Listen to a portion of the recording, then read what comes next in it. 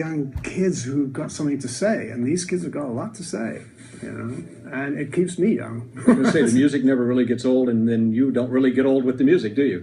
You know, I live for this. I live for being in the studio creating music. It makes me happy, and it keeps me going, you know. The music is in my blood. I studied classical music as a kid, and then went to jazz, and then to rock, and the rest is, as you say, history. But I don't know. So, when you go to the hospital to get a transfusion, they transfuse with chords and notes, and that's it. Yeah, that's exactly it. Yeah, yeah. It's in the blood. You can't help it. When I put the faders up and I hear sounds, I go, oh yeah, maybe if I do this and do that. My brain just sort of thinks in terms of sounds.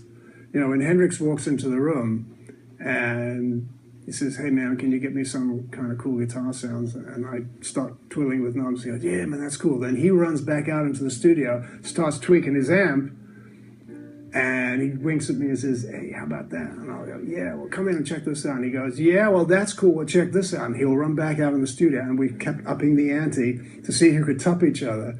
And that's how we worked together, because we inspired each other with sounds. Does he still inspire you? Oh, gosh, yes. I mean, I've worked, you know, I put up the tapes that are 40 years old, and it still puts chills on my spine. You talking about walking into the room with you and Hendrix. Does he still walk into the room with you today? You know, they say Elvis walks into a lot of rooms in this town.